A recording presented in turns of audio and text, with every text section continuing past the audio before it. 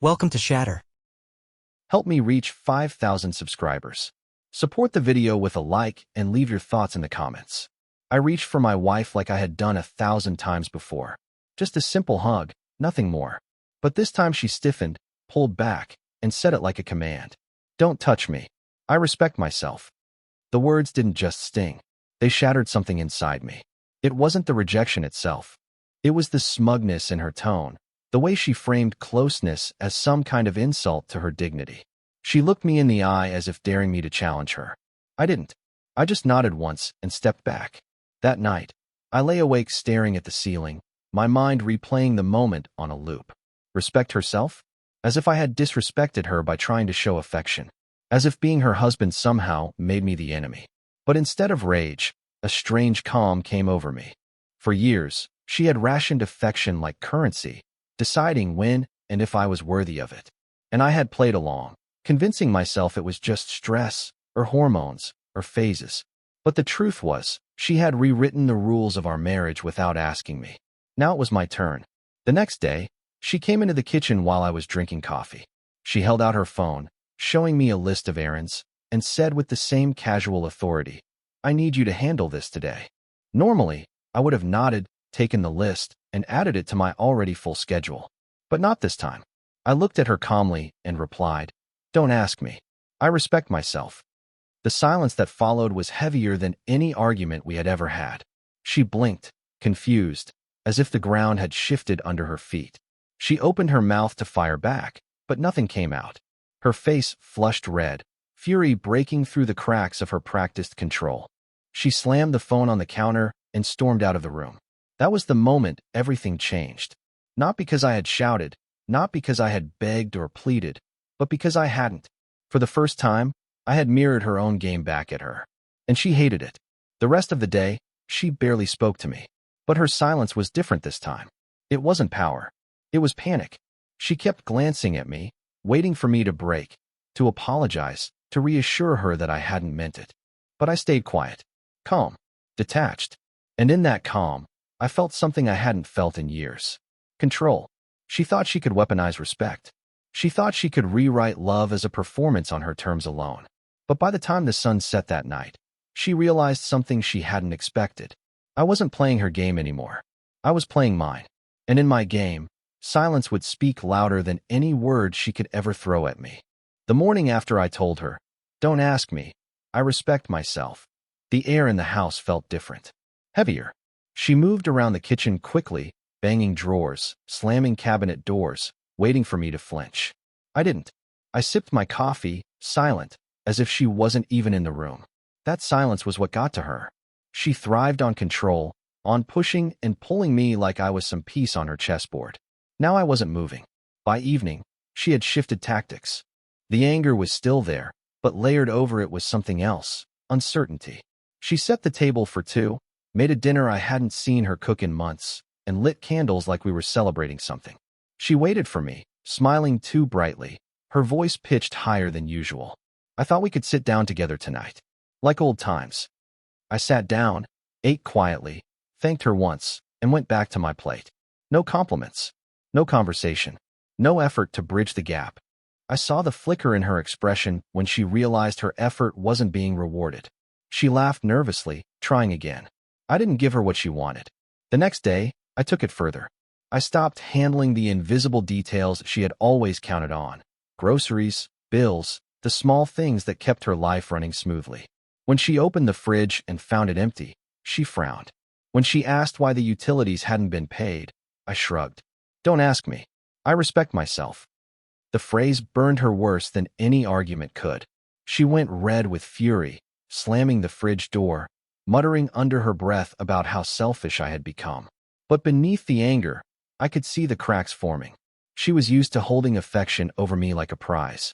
Now I was holding her comfort, her stability, her certainty, and I wasn't lifting a finger. That night, she tried to confront me again.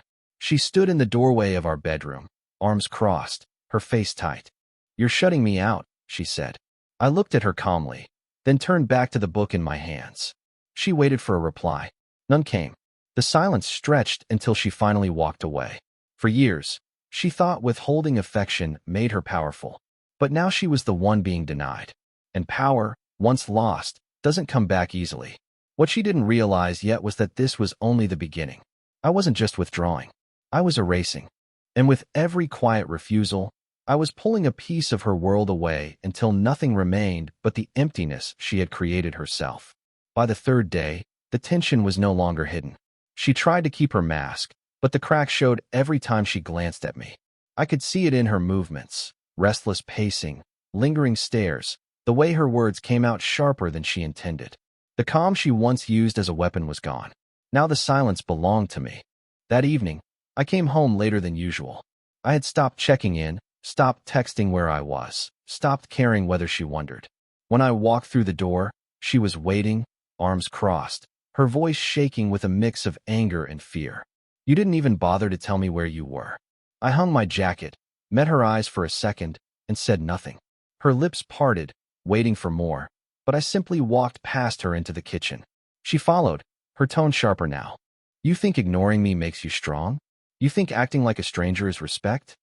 I poured myself a glass of water, drank slowly, and placed the glass down. The silence pressed harder than any words I could have spoken. She clenched her fists, her face flushed with frustration. But behind the fury, I saw it clearly, panic. She didn't know how to handle a version of me that didn't play by her rules. The next morning, she changed strategies. Instead of anger, she tried sweetness. She made breakfast, set it on the table, and waited like a hostess expecting a guest. I sat down, ate quietly, and left for work without a compliment or a kiss. Her eyes followed me out the door, wide and searching, as if she couldn't believe I had given her nothing in return. Later that week, she escalated again. She stood in the bedroom doorway late at night, dressed in silk she hadn't worn in years. Her voice softened, almost pleading. "We could at least try." I turned off the lamp, rolled onto my side, and let the silence answer for me. She lay awake for hours after that. I could hear her shifting, sighing, picking up her phone, scrolling through distractions that didn't work. By then, the balance of power had shifted completely. She had built our marriage on the belief that I would always reach for her, always beg, always chase. Now she was the one reaching, and I was the one turning away. She thought respect was a weapon. But respect, once reclaimed, becomes armor. And nothing terrified her more than realizing I no longer needed her validation to feel whole. When silence at home failed to break me, she reached beyond our walls. It started with a phone call from her sister, casual on the surface, but scripted underneath. She says, "You've been distant. Are you two okay?" I listened, let the pause stretch, then replied evenly, "We're fine." No elaboration, no defense. I ended the call before she could press further. The next day, her mother reached out. Same words, same tone, as if they had been rehearsed. "She's worried about you. She says you've been shutting her out." Again, I gave the same answer. "We're fine." Then silence. The more they asked, the less I gave. And in that silence, their doubt shifted, not toward me, but toward her. That night, she confronted me. Her voice was sharp, rehearsed, like she'd practiced the lines in her head. "Why are you lying to my family? Why are you telling them nothing's wrong when clearly something is?" I met her eyes for a moment, then turned back to the sink, rinsing my plate. No answer. She slammed her fist against the counter, shouting that I was making her look insane. For the first time, she wasn't wrong. Her attempts grew desperate. She posted vague quotes online about betrayal and distance, carefully curated to frame herself as the victim. Friends sent me screenshots, asked if I was okay. I responded with a single line, "All good." Nothing more. And in that nothing, the cracks widened. Because silence leaves space for doubt, and doubt is louder than any defense. One evening, she tried tears. She sat at the kitchen table, shoulders shaking, whispering about how I was shutting her out, how she felt abandoned. She glanced up between sobs, waiting to see if her performance landed. I simply placed my glass down, stood, and walked away. Her cries echoed through the house, unanswered. She wanted to drag me back into the chaos, to force me into defending, explaining, justifying. But defending means playing, and I wasn't playing anymore. By the end of that week, the calls from family grew fewer. The messages from friends slowed. Her version of the story was losing ground, because every time she tried to prove her control, my silence proved the opposite. For years, She rationed closeness like a gift only she could give. Now she was learning what it felt like when closeness was no longer hers to offer. And nothing unsettled her more than realizing she had no one left to convince. Not even me. The collapse didn't happen in our kitchen. It happened in front of other people. She had planned a small dinner with friends, insisting we go as if nothing between us had changed. She dressed carefully, painted on a smile, and introduced me like the loyal husband she believed I still was. But masks don't survive silence. At the table, one of her friends asked how we were doing. She jumped in too quickly, too brightly. "We're great. Just busy, you know how it is." She turned to me, expecting my nod, my confirming smile. I simply kept cutting my food. The silence stretched, thick enough for everyone to notice. Her laugh came sharp, nervous, as she added, "He's always so quiet, right?" But the joke fell flat. Her friends exchanged glances. Later in the evening, one of them asked me directly, "Everything okay between you two?" She stiffened, eyes wide, silently begging me to play along. I looked at him calmly, took a sip of water, and said, "I'm fine." No smile, no defense, just finality. The conversation shifted awkwardly, and she sat there, trapped in her own performance. On the drive home, she exploded. Her voice cracked as she shouted about how I had embarrassed her, how I had made her look unstable. I kept my eyes on the road, steady, unbothered. Every word she threw bounced off the silence like stones sinking in water. She eventually fell quiet, staring out the window, her reflection pale in the glass. The next day, the whispers began. Friends who once swallowed her stories now questioned them. Family members grew cautious, no longer asking me if I was the problem, but asking her why she seemed so frantic. She tried harder online, posting filtered smiles and hollow captions about self-love and resilience. But anyone looking closely could see the truth.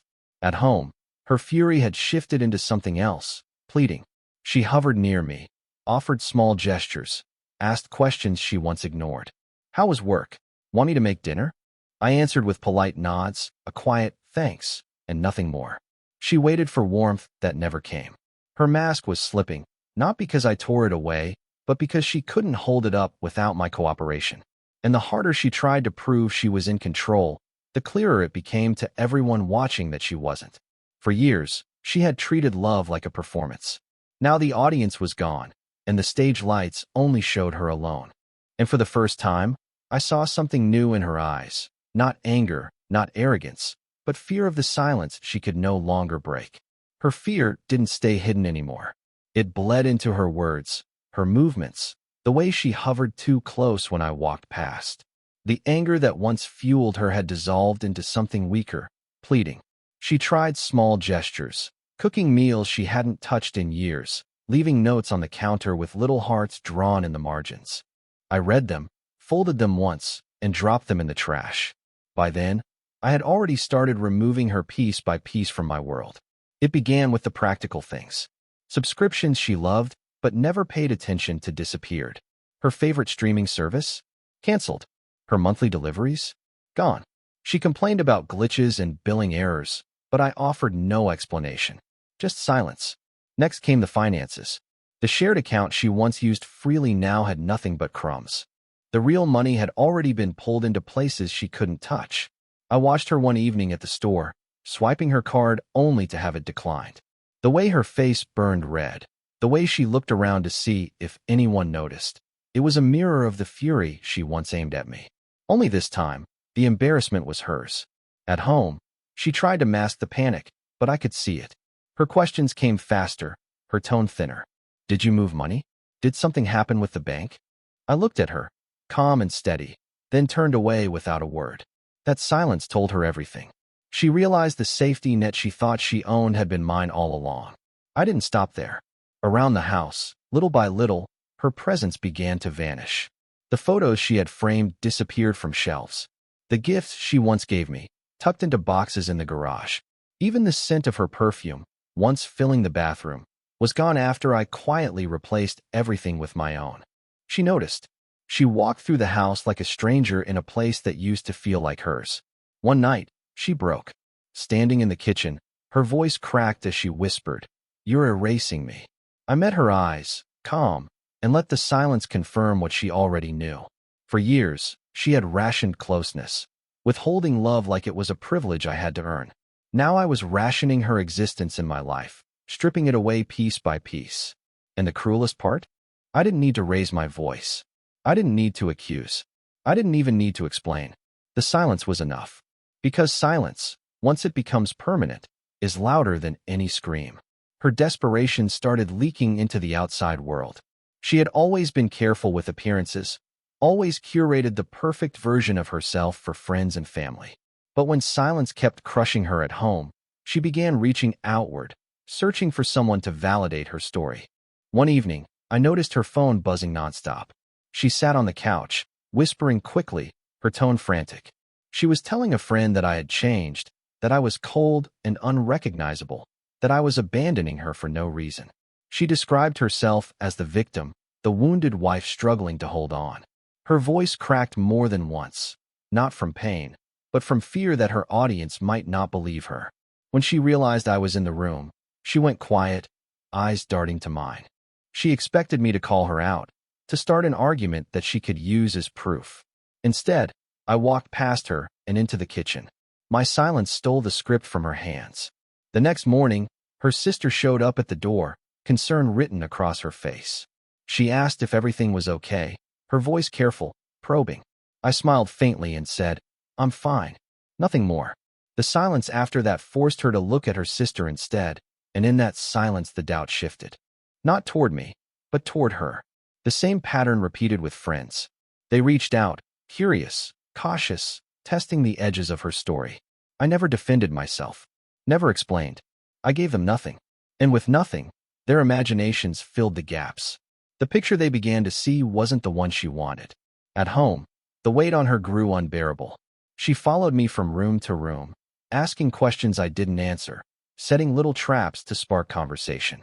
When I refused to play, she broke down one night, tears spilling as she whispered, "You're making me look insane." She was right, not because I twisted the truth, but because she had built her world on the illusion of control. And when the silence stripped that illusion away, all that remained was her unraveling in front of everyone. Her fear was no longer hidden in whispers. It showed in the way her hands shook when she scrolled her phone, in the way she avoided mirrors, in the way she looked at me like I was slipping away and she couldn't stop it. What she didn't understand was that I was already gone. The man who once begged for her affection no longer existed. All that was left was a quiet presence she couldn't read, couldn't reach, couldn't control. And that quiet was destroying her faster than any words ever could. The cracks finally widened in public.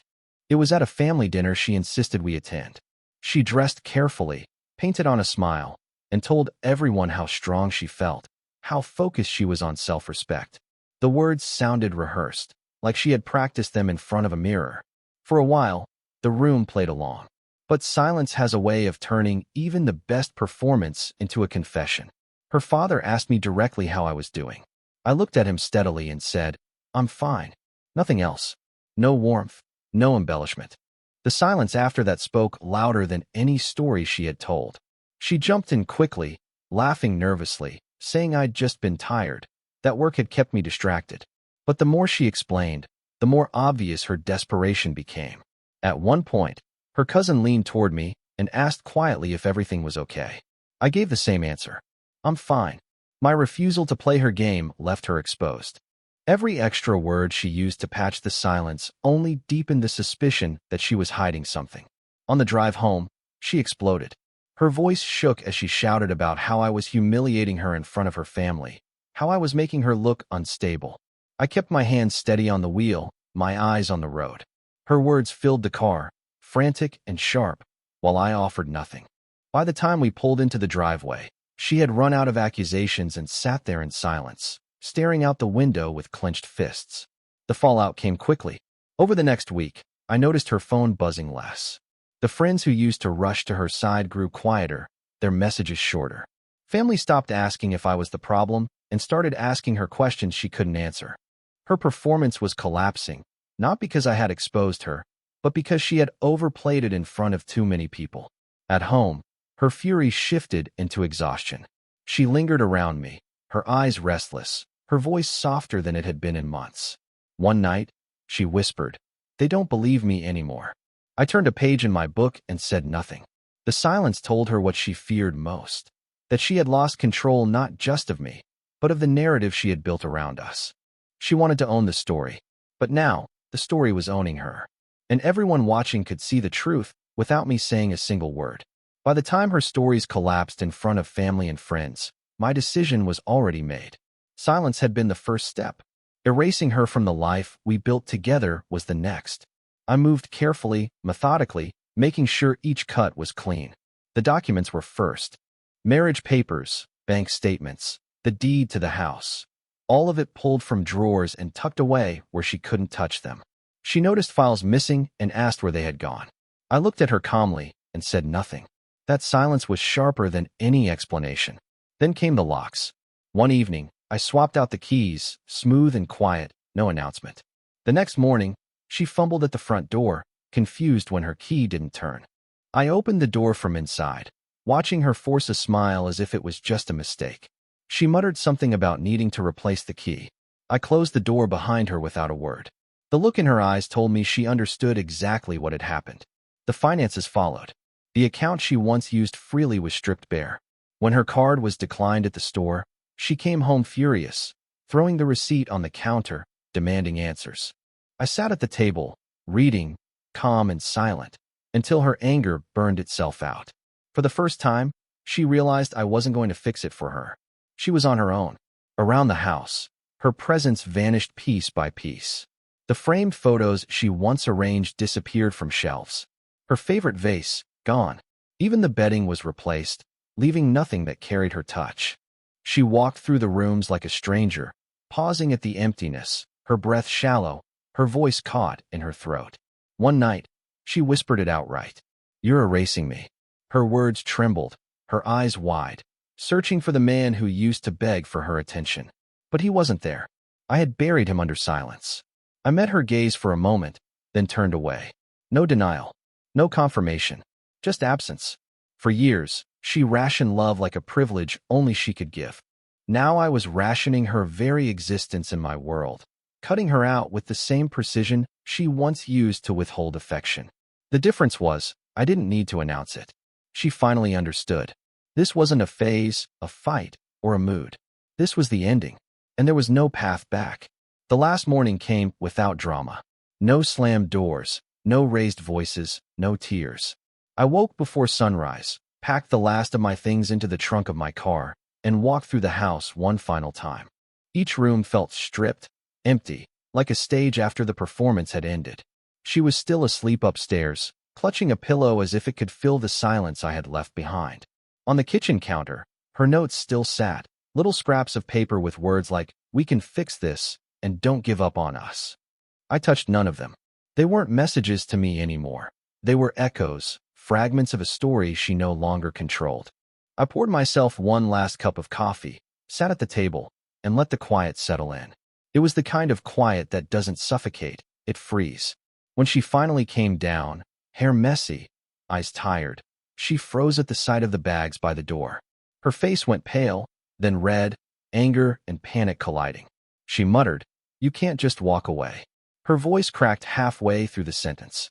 I met her eyes, calm and steady, then turned back to finish my coffee. No answer. She tried again, louder this time. "We can fix this. I can change." But the words fell flat. Too late, too empty. They were tools she had once used to pull me back into orbit. Now they were powerless. I set the mug in the sink, picked up the keys, and walked toward the door. Her voice broke behind me. "Don't leave me like this." I paused at the threshold, but not to reconsider, only to let the silence seal everything shut. I didn't look back. I didn't give her a final word to twist or replay. I stepped outside, closed the door, and locked it with the new key she didn't have. The morning air felt different, lighter, sharper, alive.